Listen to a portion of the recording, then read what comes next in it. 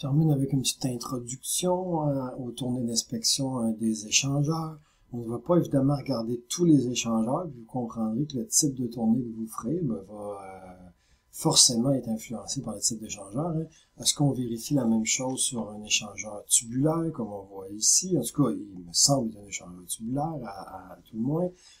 Et un aéro-refroidisseur, bien sûr que non. Donc, dans le premier là, on veut juste vous réintroduire au type d'échangeur, une donnée que vous connaissez sûrement déjà, donc une introduction très brève.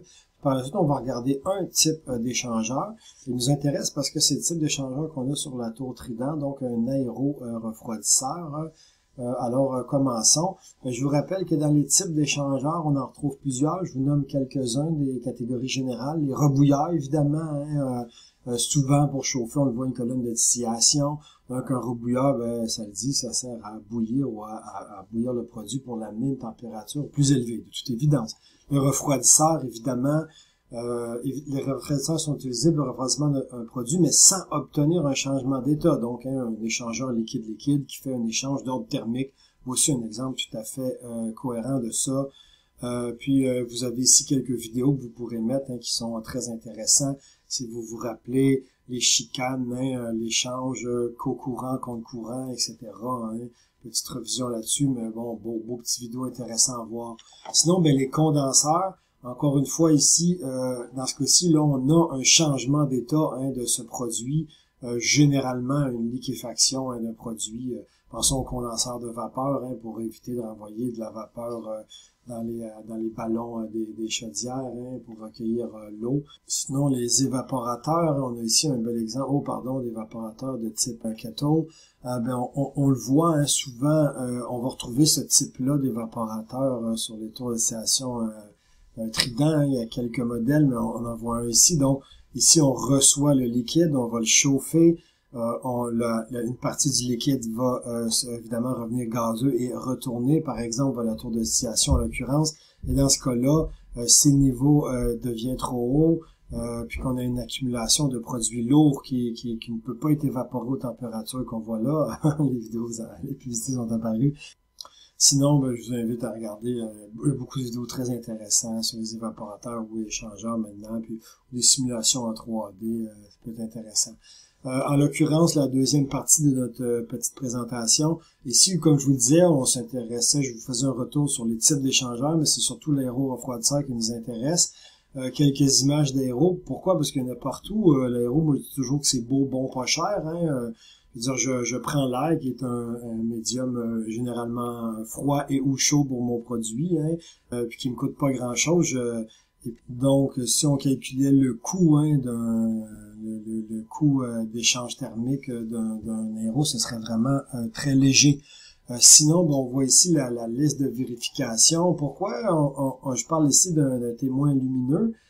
Parce que, entre autres, vous comprendrez qu'il peut y avoir, comme ici, des trains d'échangeurs. On peut en avoir juste un, mais on peut en avoir plusieurs. Puis évidemment, avoir des témoins sur lesquels on allume, lesquels ne sont pas allumés. Puis comment on va les allumer, dans quelle séquence on va le faire, est-ce qu'on commence par les extrémités, par le centre, etc. Plusieurs théories là-dessus. L'ordre de mise en service, c'est un peu ça. Les températures d'entrée et de sortie, bien sûr, c'est un échangeur. Le bon fonctionnement des mécanismes de voler leur pourcentage d'ouverture. Je prends l'aéro-refroidisseur de Trident qu'on voit juste ici. On voit très bien ici que mes voyants lumineux m'indiquent que j'ai 3 aéro-refroidisseurs en fonction. J'ai 3 ventilateurs sur mon aéro-refroidisseur en fonction. Parce qu'on voit ici que c'est bien un aéro ici. Puis on voit les ventelles sur le côté qui me permettent de faire quoi? D'entrer plus ou moins l'air. Évidemment, généralement, si on a 3 ventilateurs ou 4 ventilateurs d'ouvert, on s'attend à avoir les ventelles qui sont relativement ouvertes. On ne va pas fermer des ventelles, ouvrir plusieurs aéros, par exemple. Donc ici, quand je ferai une tournée sur celui-là avec 3 aéros d'ouvert, je m'attends à avoir des ventelles normalement ouvertes, relativement très ouvertes, pour permettre un échange. Sinon, je vais fermer un aéro et fermer un peu mes ventelles.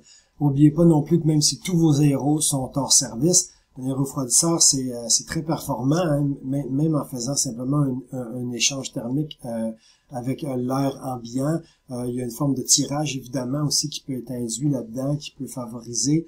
Puis certains aérofroidisseurs, même avec tous les ventilateurs de fermés, vont réussir à aller chercher jusqu'à 50% de leur refroidissement nominal. Donc, ne pensez pas que sur des aéros refroidisseurs, le fait que vos aéros soient fermés, que vous n'avez pas d'échange thermique, bien au contraire. Qui dit ça dit aussi que parfois on voudrait éviter de refroidir avec toutes les aéros fermés en été, en hiver par exemple, quand il fait très froid. Ça sous-entend aussi qu'il y a des voies de contournement généralement sur des lignes d'aéros refroidisseurs. Ça fera partie des éléments que vous devrez vérifier comme opérateur dans l'avenir. Sinon, bien les fuites possibles, les bruits anormaux, vous voyez, il y a beaucoup d'éléments mécaniques entourant un aéro refroidisseur, hein. La vibration des équipements, température, etc. Mettez sur pause, prenez le temps de lire, c'est du classique. Je n'ai rien à dire de plus là-dessus.